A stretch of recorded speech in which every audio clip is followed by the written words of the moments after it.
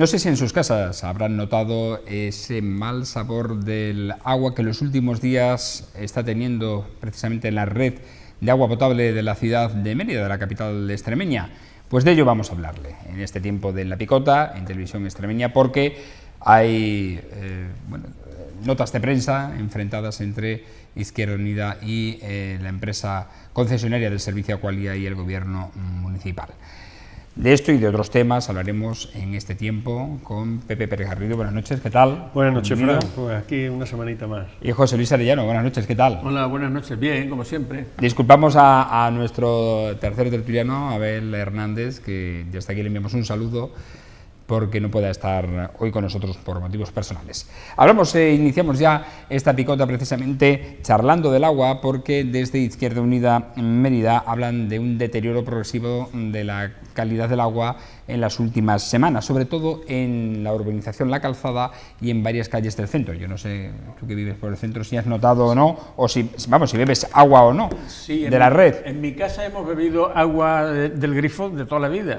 No hemos tenido nunca la costumbre de comprar agua embotellada, porque siempre nos ha parecido que tenía una buena calidad y no tenía ningún sabor especial, era un agua normal y corriente.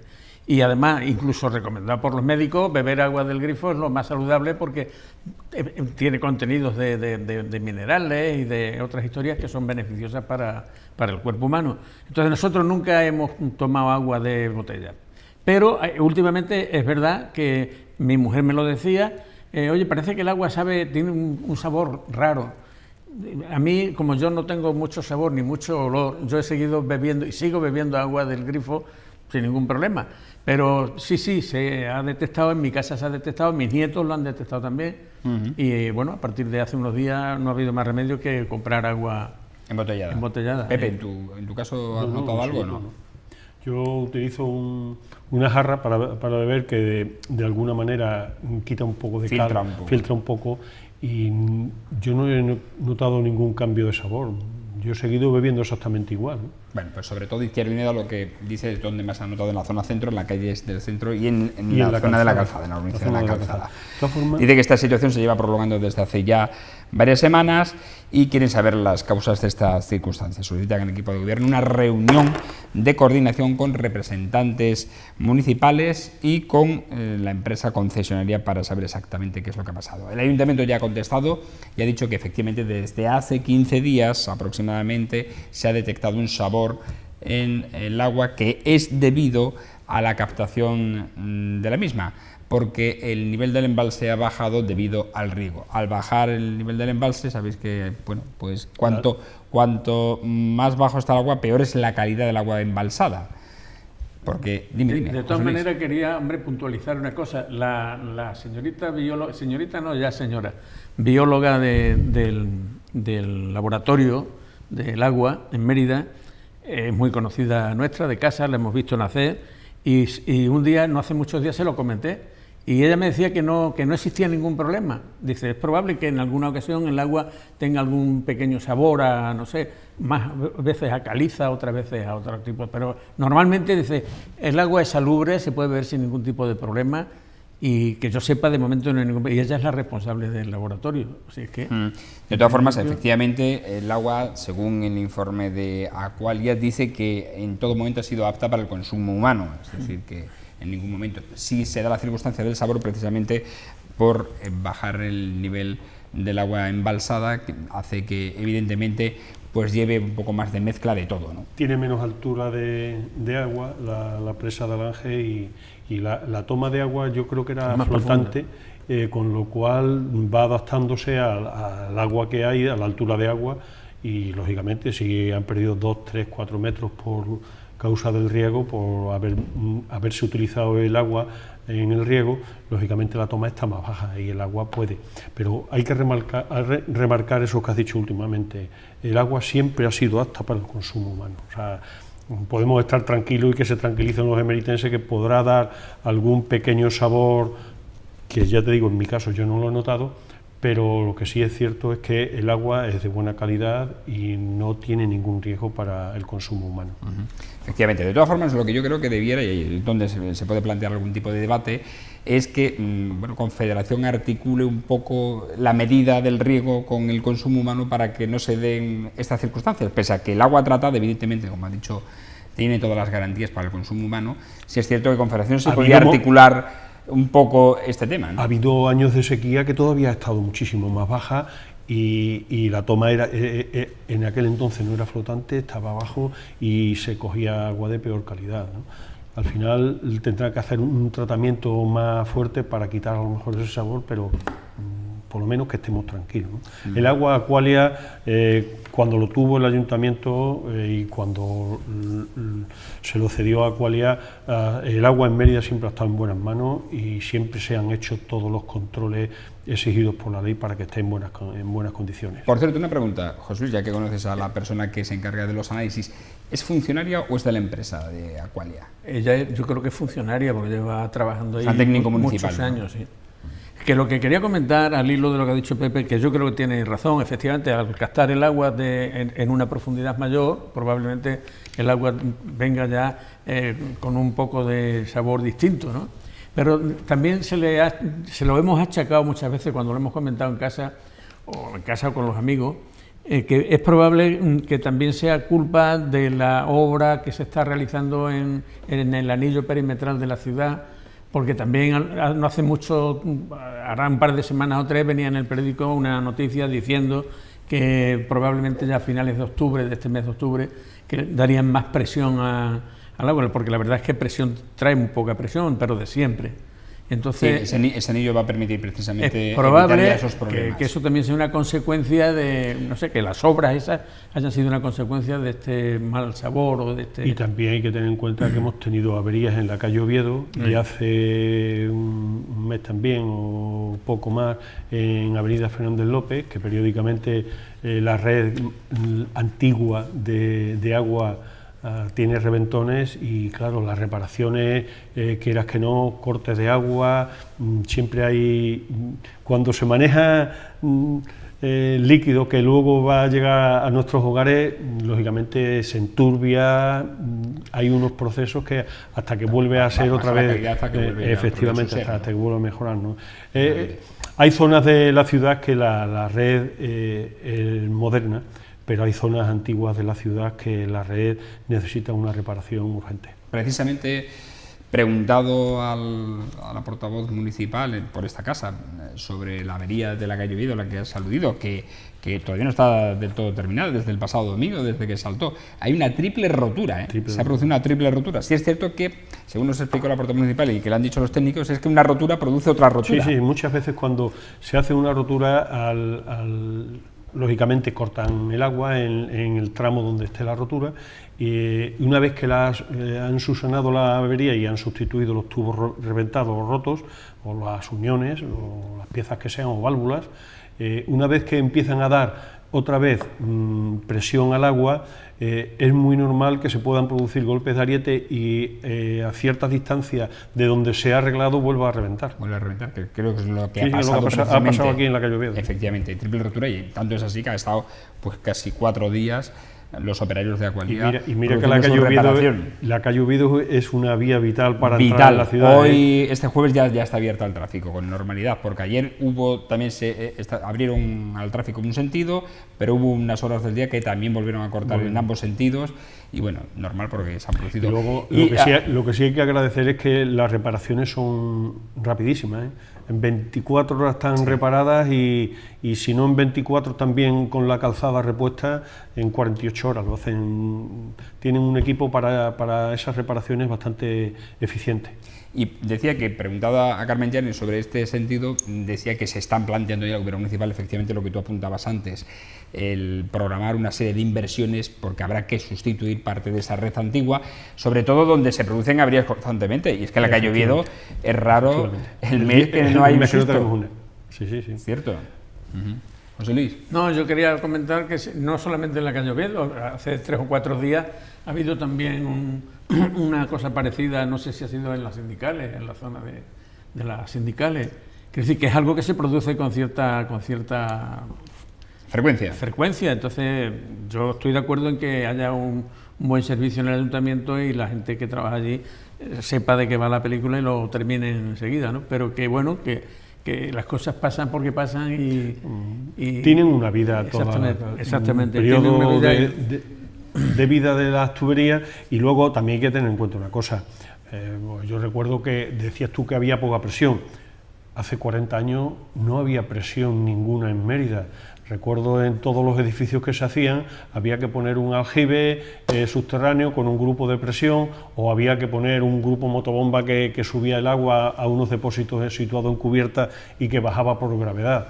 Yo recuerdo que cuando se empezó a dar más presión y ya se dejaron de utilizar en las comunidades de vecinos los grupos de presión o motobombas, hubo bastantes reventones porque la tubería que está acostumbrada a trabajar a 3-4 atmósferas de presión, llega un momento que le metes 8 o 10 y oye, son palabras mayores. Yo tengo como ejemplo, ya verás, como ejemplo digo, porque cuando yo me fui a vivir a la vivienda donde hoy resido, en Marquesa de Pinares, pues teníamos un aljibe y había un motor bomba, un grupo bomba, que subía el agua entraba de la calle hasta el aljibe, y después de hacer el aljibe subíamos el agua con un motor bomba hasta la 6ª planta. Yo vivo en la 6ª planta, y el agua caía con una determinada presión. No sé exactamente si... No, la 6ª planta si sería, si sería un bar y medio de presión o poco más. No, tendría 0,3, 0,4. Muy poco. Pero es que ya verás, recuerdo que estábamos todos los días con los motores de las motobombas, ¿no? Todos los días tenemos que tener un motor de repuesto porque se estropeaban, había que cambiarlo cada 2 por 3. Y yo entré de presidente de la comunidad y hablé un día con el ayuntamiento y me dijeron, pero si lo que tienes que hacer es quitar ya el motor bomba y el aljibe, desaparece, pones un tubo que sea así de grueso, aunque esté feo señalar, desde la calle hasta arriba, que llega hasta arriba y después la caída también. Y así es como estamos funcionando hace ya 30 y muchos años. Y ya tienes presión. Tenemos presión y de hecho, hombre, te puedes duchar, pero a fuerza de ser sincero, yo me he duchado en otros sitios donde el agua entra como Dios manda. Pero eso así, puede ser otras causas, el motivo puede ser otro, Es cuestión de ver la sección de las tuberías, es cuestión de ver la altura del edificio. Sí. Lógicamente, los pisos bajos tienen más presión que los pisos altos. A ver, claro, normal. Pero que yo estoy contento porque al final, zona, ¿no? Depende. Al final espero que la presión ahora a finales de este mes de octubre sea distinta y bueno, el ducharse sea ya una alegría y un holgorio. Más que casi una obligación el tenerte un que problema con una presión de agua que casi... Porque el calentador no enciende, no tiene presión para encender. Bueno, en cualquier caso, visto ya y conocido también los problemas particulares, hay que decir que poco se ha hablado de esa obra importante que es el anillo perimetral que se está realizando en Mérida y que va a concluir próximamente, porque es una inversión también muy importante la que se ha hecho. Es cierto que ha costado muchos años, pero que al final va a traer un servicio y asegurar un servicio que, aunque no se ve, sí se nota, indudablemente, ¿no? Lo que va a dar beneficio también a los pueblos que circundan a la ciudad, también, a Mérida. Ciertamente. Bueno, hablamos de otro problema, si que ya parece ser que está la causa vista y que se puede solucionar, me refiero al del sabor del agua potable. Hablamos ahora del camalote, que sigue siendo un problema pese a que en Mérida se haya alcanzado un acuerdo entre Ayuntamiento y Confederación para su retirada. Ya estamos viendo pues la cosechadora acuática que sigue retirando un camalote. Lo que yo no sé es si con esa tarea y con esa labor se va a conseguir durante este invierno erradicar todo el camalote del río. Iba a decir, me he acordado de una frase que además dijo aquí Antonio Vélez, porque cuando salió por primera vez el camalote... Dijo Calamonte, efectivamente, dijo Calamonte Lucio Popes, un compañero de la radio que ya está jubilado. Estaba lleno de calamonte, decía el río. Bueno, el Jacinto del agua. Efectivamente. Bueno, pues la plataforma SOS Guadiana ayer se reunió con el presidente de la Junta de Extremadura, porque esta situación no solo afecta a la ciudad de Mérida y a las Vegas Bajas, sino que en Medellín pues tiene un problema también muy importante. Han instado al presidente a que ponga solución precisamente a este grave problema que han calificado de emergencia medioambiental, porque dicen que son muchas ya las especies que están en peligro porque se están muriendo debido precisamente a la presencia de esta planta que no debe estar en el río. Tanto es así que ha dicho que hay zonas donde hay 4 o 5 metros de profundidad por la zona de Medellín en la que se realizaba pesca deportiva y ya no se puede hacer. Ya no se puede hacer. Creo que tú has visto unas imágenes precisamente de esta plataforma en la que se ve cómo está totalmente cubierto. Ellos dicen que equivale a una superficie de 168 campos de fútbol lo que está cubierto del río en la zona de Medellín de camalote. Yo en Facebook he estado viendo un vídeo que algún amigo ha colgado que venía de la plataforma y es impresionante. Yo no sé si lo habrán hecho con un dron. Se ven las imágenes, metros y metros y metros y metros, kilómetros diría yo. El río se ve con una profundidad que al fondo se ve el castillo de Medellín y de orilla a orilla, totalmente verde, cegado de verde, con algunas islitas de agua, fíjate, al revés, con algunos huecos sin verde que se ve un poquitín de agua por el centro. Es tremendo. Yo cuando me pongo a andar por el paseo nuestro de Guadiana, en aquella zona está el 85% de la ocupación del camalote en el río. Sí.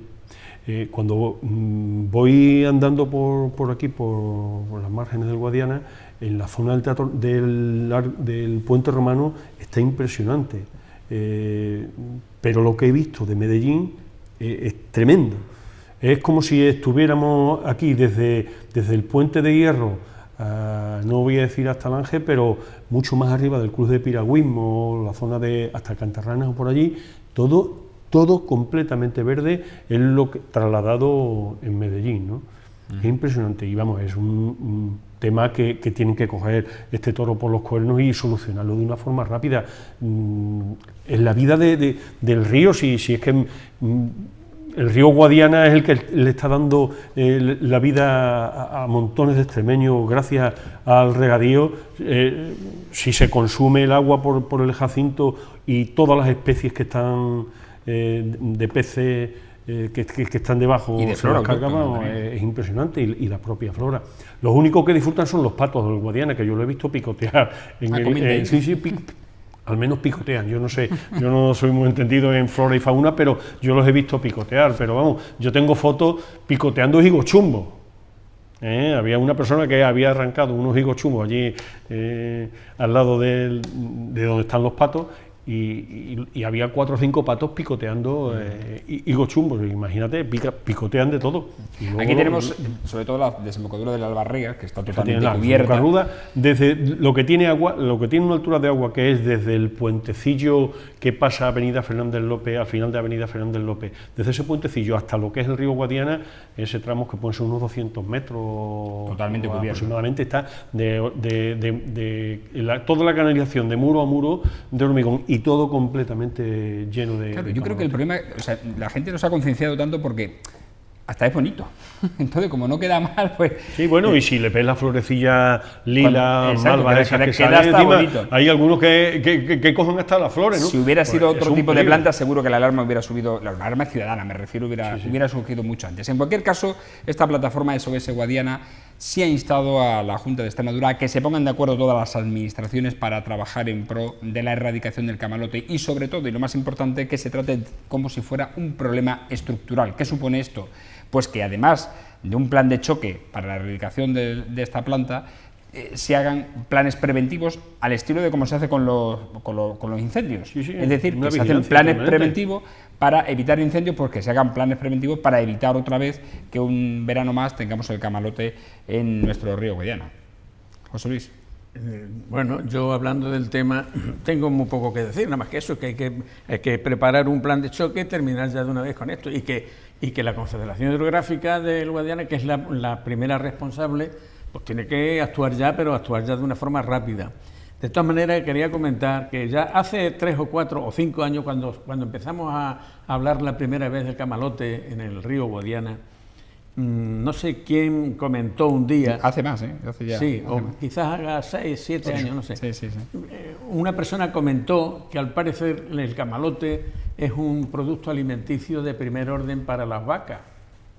¿Ah, sí? Sí, al parecer. Y daba a entender que eso había sido como consecuencia de un mal nacido, por si hay que denominarlo de alguna manera, que sabía el tema y que había procurado meter allí la planta traída de no sé dónde con el fin de que se produjera lo que se ha producido ahora. ¿Para qué? Pues para aprovechar el rendimiento de la planta en el río. Eso, si es verdad, es para perseguirlo y para darle el castigo que merezca. Pero si no es así, bueno, pues habrá que pelear con toda la fuerza y tratar por todos los medios que los vertidos de fosfatos y de nitratos y todas esas cosas que favorecen el crecimiento de esa planta, pues que no se produzca. Pero los vertidos de fosfato y nitrato vienen como consecuencia de las lluvias que arrastran el fosfato y nitrato que tú puedas echar en una plantación agrícola que estás haciendo para precisamente poder tener producción. Al final lo que quiero decir es que hay que poner todos los medios, pero quien tiene que empezar a actuar ya es la Confederación, con el apoyo de los ayuntamientos, totalmente de acuerdo, y con el apoyo de quien sea. De la Junta. De la Junta de Extremadura, sí, exactamente, que es el primer mandatario, el primer gobierno. Es que los ayuntamientos no tienen competencia ni tienen capacidad económica para poderlo pero cuando hacer. Una cosa afecta tanto y perjudica tanto... Pero sí es cierto que la Junta sí puede instar a una colaboración y prestarse, como aquí, en este caso ha sido el Ayuntamiento con Confederación, y puede gestionar para que la Confederación... Gastamos fondos FEDER en muchas cosas. Una de las posibles inversiones, precisamente, actuar contra el camalote. En fondos que vengan de Europa, vamos a destinarlo y vamos a hacerlo. Hay que hacer un buen reparto. Claro. Seguro.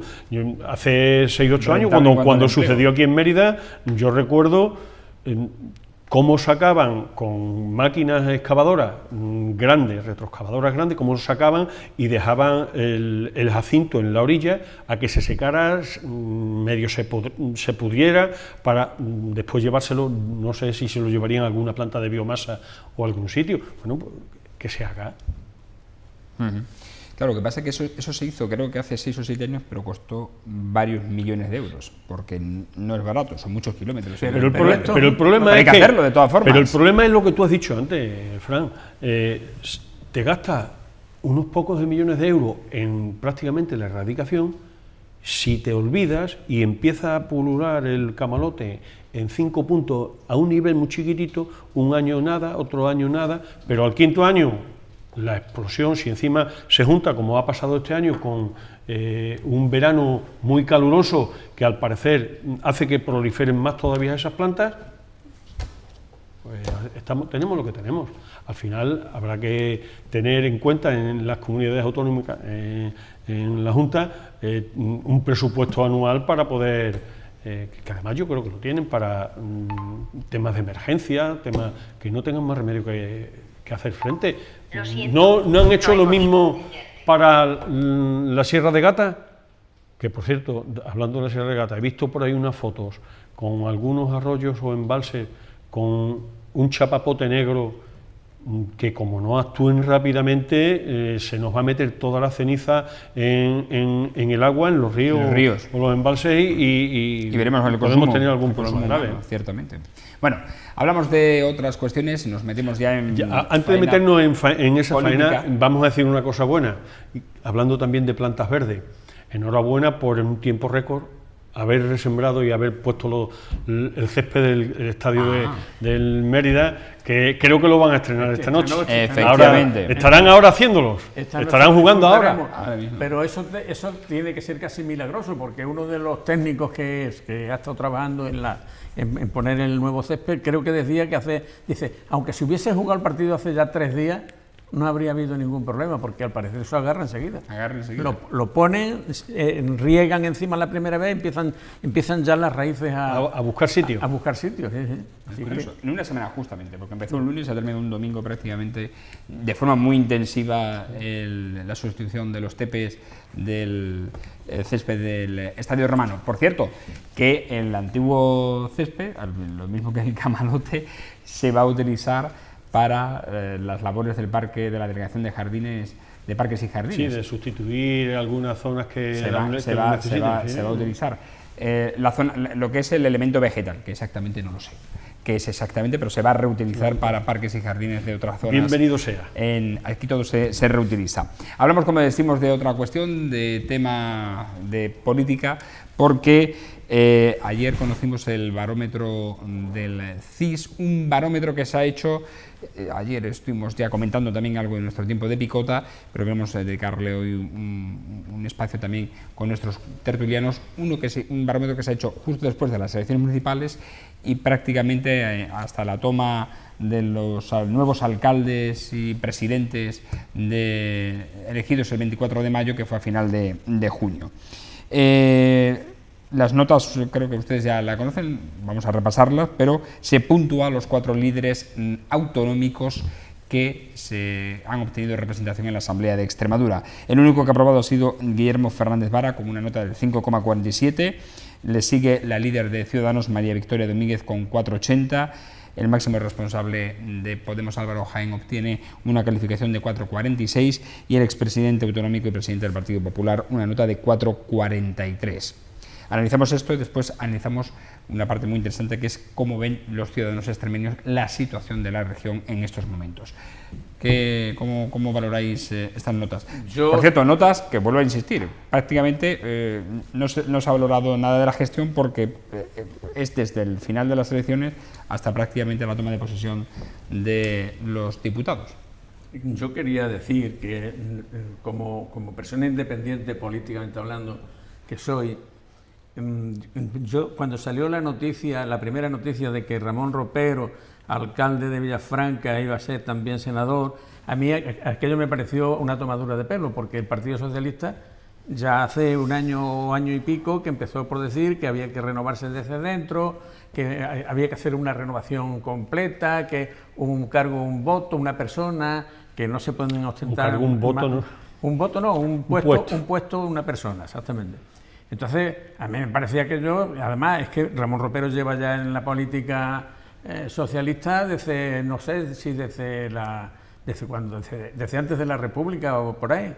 Y entonces es penoso que todavía sigan personas... Pero espérate, eso es a continuación. No te metas, vamos a hablar primero de la valoración y después nos metemos en el otro tema. Me parece que el tema de que se tenga un puesto solamente político... No, pero vamos a la valoración. La valoración me parece que ¿quién va a ganar? Pues quien tenía que ganar, ¿no? Ha ganado pues Fernández Vara. No tiene por qué coincidir. Claro, ¿por qué ha ganado ese hombre? Pues yo sinceramente pienso porque es un hombre cercano, es un hombre que habla casi siempre con la verdad, no se le pueden achacar cosas que sean no presentables, me parece una persona cercana, me parece una persona honesta y bueno, y políticamente estuvo 4 años ahí y más o menos lo hizo bien, según mi criterio, según el criterio de un porcentaje importante de ciudadanos. Entonces, claro, el resto de los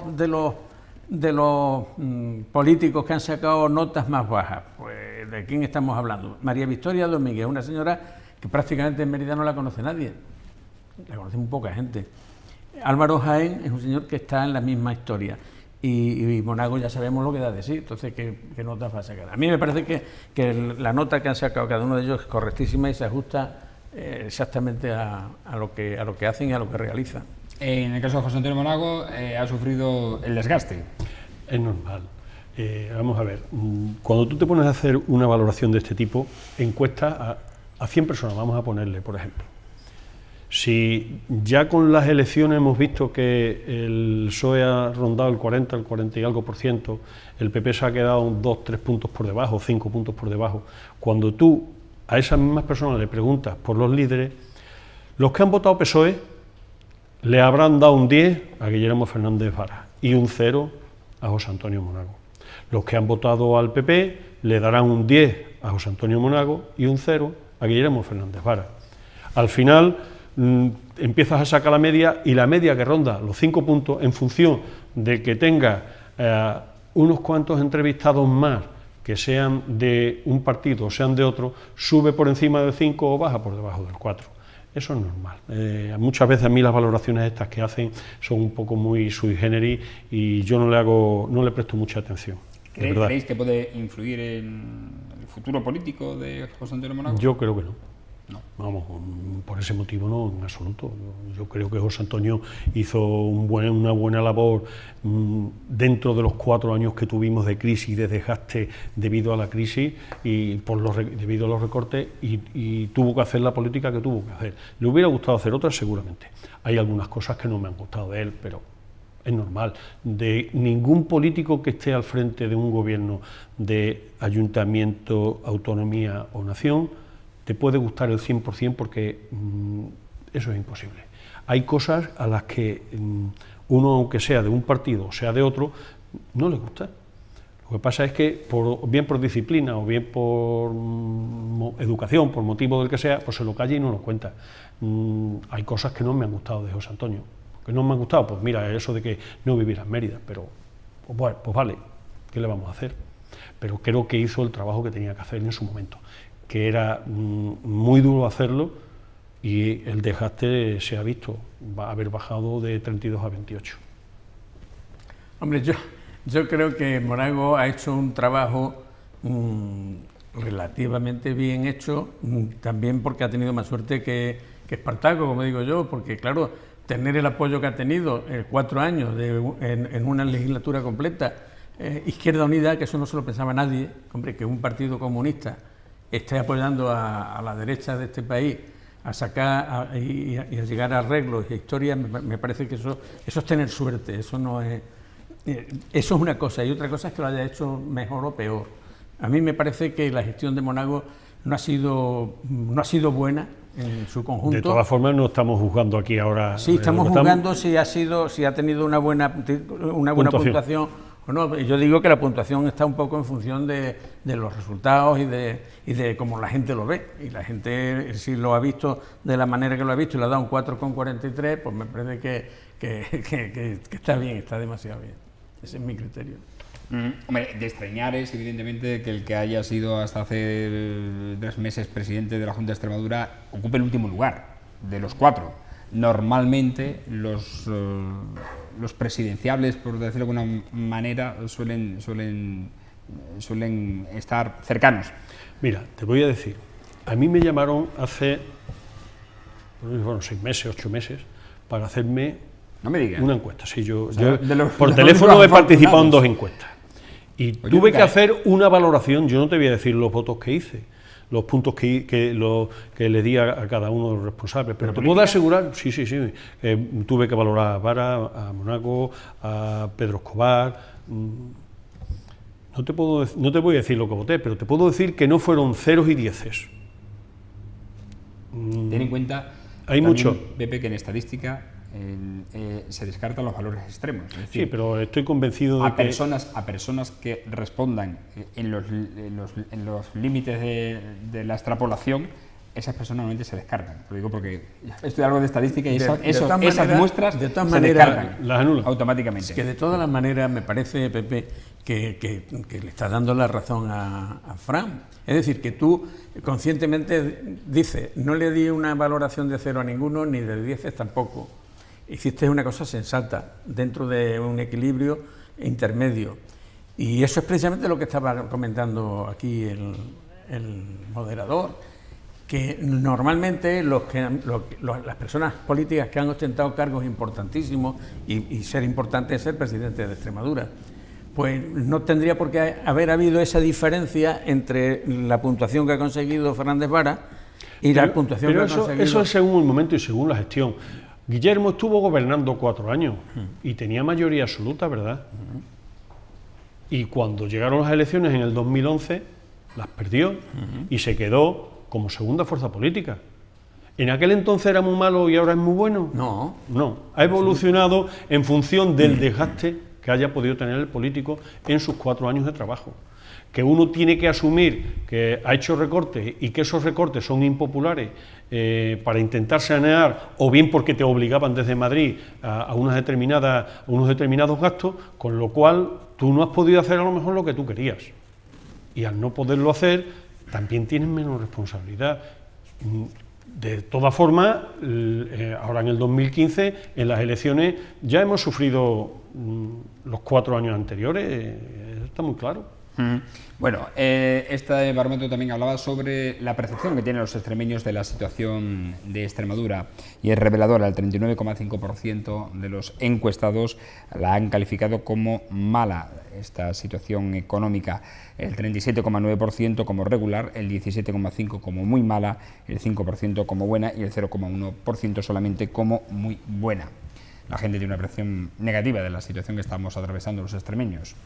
José Luis. Para mí lo de malo o muy malo, hay muy poca diferencia entre ser malo y muy malo. No sé realmente cuál es la diferencia, pero yo pienso sinceramente que la región nuestra está en la peor situación probablemente de los últimos 50 años. El nivel del régimen de paro que hay, la cantidad de paros que hay es impresionante. El nivel estadístico de estudiantes es malo. El número de gente que ha tenido que emigrar es malísimo. Es que no hay una cosa que esté bien. Lo que pasa es que, bueno, los españoles y los extremeños somos como somos y nos amoldamos a las circunstancias y todo está bien, pero la situación peor no puede ser. Y claro, achacarle toda la historia esta al señor Zapatero, que hace ya 18 años que se fue, o 4, 5 o 33, que no me acuerdo ya, pues tampoco es eso, ¿no? O sea que la situación de Extremadura es la 4, se va a cumplir ya. Claro, claro. Entonces, yo creo que efectivamente la gente no es tonta y dice pues lo que dice, que el 39% a mí me parece escaso para decir que la situación en Extremadura es mala. Yo creo que el porcentaje es bastante más alto. Esta encuesta a mí me da la impresión de que está retocada. No se ajusta a la realidad, creo yo, porque yo pienso que hay más de un 50% de personas en Extremadura que piensan que la situación en Extremadura no es mala, es malísima. Hay más del 50, entre mala y muy mala, hay más del 50%. Hay bueno, pues yo diría que el 60. Pepe. Un 57. Pues sí, bueno, tienes razón, o sea que sí. Vale, muy vale, un 57. De todas formas, casi me estás dando la razón a mí. Bueno, yo me alegro. Vamos, dices que es la peor situación en 40 años. ¿O 50? Bueno, yo no más que he puesto 40, que son los años que llevamos prácticamente de democracia, ¿no? Curiosamente, en Extremadura, de los últimos 33 años, 29 ha estado gobernando el Partido Socialista y solamente 4 el Partido Popular. ¿No será culpa del Partido Popular esa tan malísima situación que tiene Extremadura? Es que yo no he dicho que toda la culpa sea del Partido Popular, cuidado. He dicho está que mala, en los últimos 50 años... Pero es mala, 40, muy mala. En la situación es malísima. Yo he escuchado en algún punto de debate, y lo estaba comentando con mi esposa, lo estaba diciendo esta mañana, digo, hay que ver cómo cambian las opiniones en función del partido que apoye uno u otro, ¿no? Había un señor que decía que es que la situación, a pesar de que se hayan podido subir el número de trabajadores, el número de empleados, aunque estos 2 últimos meses ha bajado,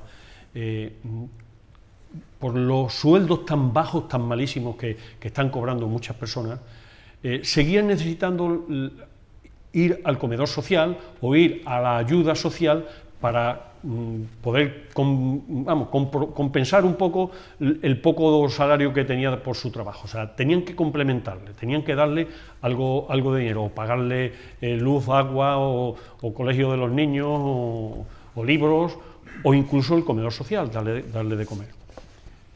Y decía otro, y es verdad que eso puede estar sucediendo, no te digo que no, pero decía otro comentarista, y tiene toda la razón, que tú te pones a hacer encuestas en bares, en restaurantes y en hoteles, y comparándola con hace 8 años, o 7 años, estamos de lujo, está todo lleno. Tú te paseas sobre todo lo que es jueves, viernes, sábado, por la calle Santularia, y vas por la plaza, vas por las terrazas, está todo a tope. Que yo no digo que no se gasten las personas, porque a Dios gracias hemos evolucionado desde los años 60, en los que nadie salía y nadie se gastaba nada, a los años, al tiempo actual, ¿no? Comentaba que hace 40, 50 años, en casa cada chavalín teníamos 2 trajes, dos juegos para vestir, el de los domingos y el de los días de diario, no teníamos más. vete a ver cualquier ropero que tenemos ahora. Hemos evolucionado de una manera bastante amplia. Antes no había televisores en casa y ahora es raro la casa en la que no haya 2, 3 o 4 televisores. No te digo nada con equipos de vídeo, con equipos de todo lo que sea. Afortunadamente hemos ido mejorando, pero nos hemos acostumbrado a un nivel de gasto que en algunos momentos, cuando hay recortes, hay que también saber parar. Y la situación es buena por un lado, pero es mala por otro. Tienes que andar compensando, ¿eh? Bueno, mira. Entonces, buena o muy buena en función de a quien le pregunte. Tú eso pregúntaselo al que va todos los jueves o todos los viernes y se sienta en la terraza en la Plaza de España, que no hay una mesa libre, que tienes que hacer cola para sentarte, o pregúntaselo a una persona que va a Cáritas. Es normal. Pero bueno, yo pienso una cosa, yo soy de esas personas que van a la Plaza de España con mucha frecuencia, a sentarme allí en el kiosco de Paquito con mi mujer. Y aquello es allí estás distraído. Pero de 100 personas que pasan delante de mí, 85 son forasteros. Entonces, hombre, comparar eso que estás tú diciendo, Mérida no puede ser un ejemplo, porque Mérida es una ciudad turística. Claro, si hablamos del verano, en el que 2 meses hay teatro romano. Que en el verano hemos batido récord de visitantes extranjeros en España. Pero claro, las cifras han sido muy buenas. Pero eso no puede ser el ejemplo general. Tú vete a un pueblo de la provincia de Badajoz o de Cáceres que no tenga la importancia turística que tiene Mérida. Pues un pueblo muerto. ¿Qué ambiente hay? No hay ambiente ninguno. La gente, dices tú, sale a tomar sus copas todos los días. Pues claro, pero ¿por qué? Primero porque la climatología nos ayuda, es buena, y luego porque nuestro carácter nos lo permite.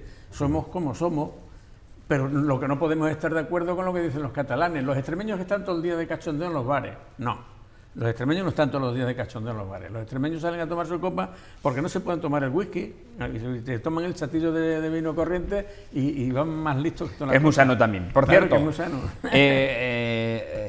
Ha habido sesión plenaria en la Asamblea de Extremadura, se ha hablado de las listas de espera sanitarias y ha habido un discurso muy animado de cifras. Por una parte, el partido gobernante del Partido Socialista hablaba de que hay una lista de espera de 189.979 personas, mientras que el Partido Popular argumentaba las cifras desde otro punto de vista cuando cogieron el gobierno en 2011. En cualquier caso, se va a realizar un plan de choque contra las listas de espera, y una de las medidas que se van a realizar es un seguimiento telefónico. Van a llamar a todas aquellas personas que estén en lista de espera para ver cuál ha sido la evolución de las mismas. Bueno, si esa medida se pone en pie y se hace sobre la totalidad de la lista de espera, será buena para saber exactamente cuáles son los tiempos de respuesta en cada una de las áreas de la sanidad, ¿no? Eso es bueno. Eso es bueno. A ver si lo consiguen. Sí. Bueno, yo no sé si vosotros tenéis alguna cita pendiente, ¿no? Yo sí tengo alguna. Yo sí tengo. Yo tengo y creo que se han olvidado de mí. Con mucho retraso. Sí. Creo que se han olvidado de mí, pues también se han olvidado de ti. He presentado incluso una reclamación. Es bueno hacerlo. Claro que es bueno, porque si no, no se entera. Efectivamente. Y hombre, la sanidad es algo que tiene que estar funcionando perfectamente y al 100%, porque los enfermos no aguantan, no esperan. El que se pone enfermo no está enfermo porque quiere. Se pone enfermo porque cae enfermo y hay que curarlo, y además la asistencia médica tiene que ser rápida y obligatoria. Bueno, y José Luis, que no puede parar, ya una vez con el tema del tren conseguido el consenso que perseguía, hoy nos trae precisamente un tema también de interés, del que ya hemos hablado en alguna ocasión, que es sobre la sede de la delegación del Gobierno, que por ley, según una ley autonómica, debe estar donde esté el Consejo de Gobierno de la comunidad, es decir, en este caso Mérida.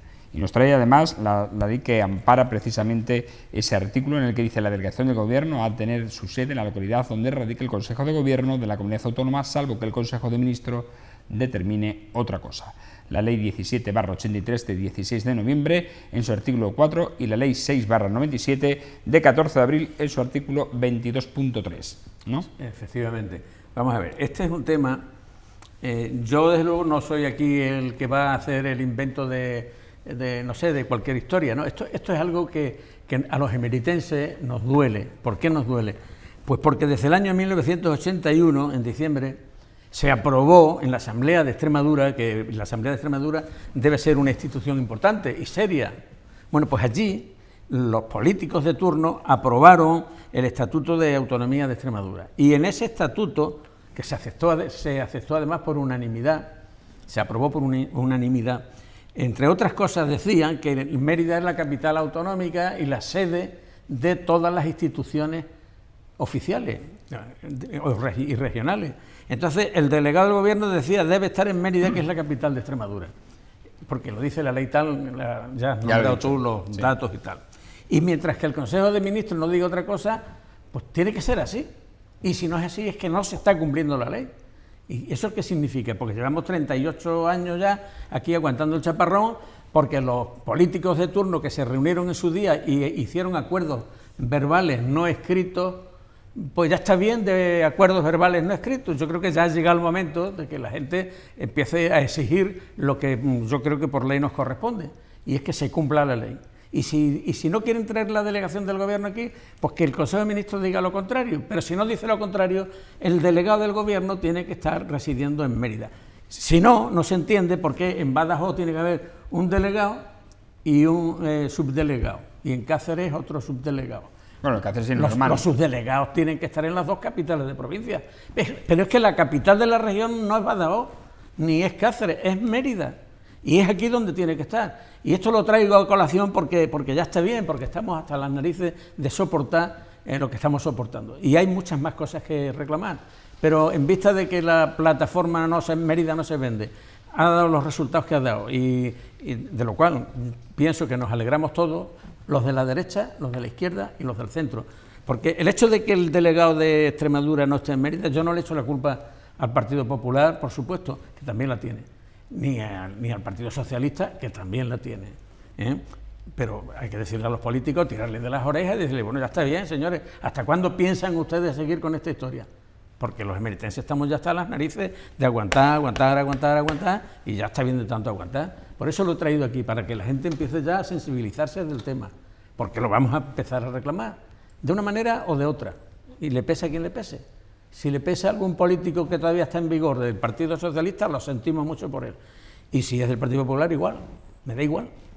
Y yo creo que soy la persona idónea para traerlo aquí, porque yo tengo mis principios y mis ideas políticas, pero no pertenezco a ningún partido político. No me debo a nadie. Lo traigo como persona libre e independiente. Pepe, ¿qué opinas? Cúmplase la ley. Cúmplase, ¿no? Hágase cumplir, ya está. Cúmplase la ley, si ya tenía que estar hace muchos años. Lo he comentado en más de una ocasión, pero es muy difícil. Muy difícil. Sobre todo porque tira mucho. Porque efectivamente, en ambos partidos, los grandes, la facción pacense tira mucho, ¿no? Digámoslo así. Sí. Pues le tendremos que quitar la careta. Al que la tenga puesta se la tendremos que quitar. Y que se dé cuenta que está haciendo el ridículo. Porque claro, los políticos están ¿para qué? Están para servir. ¿Para servir a quién? A los ciudadanos. Y los ciudadanos tenemos que cumplir las leyes que nos dictan, pero si ellos no las cumplen, ¿con qué fuerza me van a decir a mí que sí cumpla otro tipo de leyes? Si es que la pregunta la dejo ahí en el aire. Y el que sea más tonto que la recoja, y el que sea listo, por supuesto, ya la tiene recogida. Bueno, pues señores, esto dará, supongo, muchas vueltas hasta que se tome en consideración, y esperemos que se pueda tomar en consideración, que no es fácil, efectivamente, mover toda la estructura de una administración de una ciudad a otra, entre otras cosas porque evidentemente la otra ciudad se va a quejar, sí. Y va a haber también dimes y diretes. En cualquier caso, seguiremos hablando de este tema. Llegamos a un puente con 3 días magníficos, ¿eh? Así que disfrutarlo y sobre todo en compañía de los nietos, que ambos tenéis. Va a ser pasado por agua, pero bueno. Bueno. No, pero yo lo voy a disfrutar mejor. ¿Por? Voy a hacer una escapadita. Pues entonces mejor. Tengo que celebrar mi 41 aniversario. Es verdad que te hemos visto, yo al menos te he visto en las redes sociales poniendo la foto de tu día de boda, ¿no? Sí. ¿Hace cuánto? 41. 41 años. Pues enhorabuena. Yo celebré el día 5 de septiembre, celebré las bodas de oro. ¿Ya lo has celebrado? Sí, el día 5 de septiembre. Pero tú te has ido, además, has hecho un buen viaje para celebrarlo. Estuvimos en París, sí, para recordar el primer viaje de novios que hicimos, que también fue allí. Así que es una buena ocasión para disfrutar. Pero yo siempre digo una cosa, para disfrutar los días bien, tiene que ser a base de tomarse siempre un buen vino, pero un vino que sea bueno.